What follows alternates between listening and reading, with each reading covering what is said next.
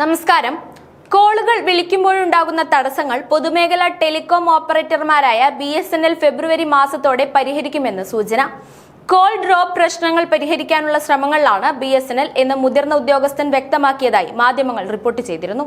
Phone വിളിച്ചാൽ കിട്ടുന്നില്ല, കോളുകൾ അപ്രതീക്ഷിതമായി കട്ടാകുന്നു, കോളുകൾ മ്യൂട്ടായി പോകുന്നു എന്നിങ്ങനെ നിരവധി നെറ്റ്വർക്ക് പ്രശ്നങ്ങൾ നിലനിൽക്കുന്നതായി BSNL ഉപഭോക്താക്കൾക്ക് വ്യാപക പരാതിയുണ്ട്.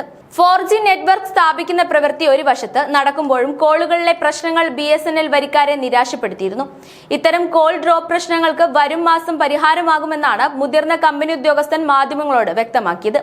തുടർച്ചയായ കോൾ ഡ്രോപ്പ് പ്രശ്നങ്ങൾ കാരണം ഉപഭോക്താക്കൾ BSNL വിടുന്നതായി ഞങ്ങൾക്കറിവുണ്ട്. അതിനാൽ ഈ പ്രശ്നം പരിഹരിക്കാൻ തീവ്ര ശ്രമങ്ങൾ നടത്തിവരികയാണ്.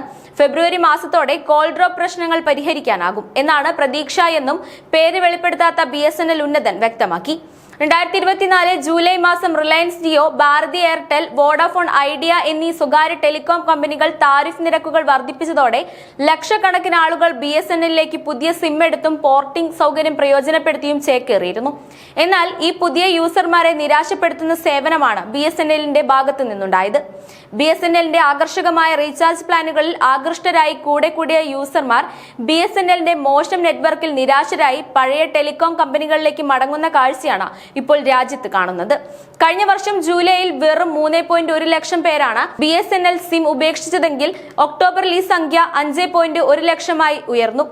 4.6 ലക്ഷം മാത്രം പുതിയ ഉപഭോക്താക്കളെ കഴിഞ്ഞ നവംബറിൽ BSNLിന് ലഭിച്ചപ്പോൾ 8.7 ലക്ഷം ഉപഭോക്താക്കളെ നഷ്ടമായെന്നാണ് ട്രായിയുടെ കണക്ക്.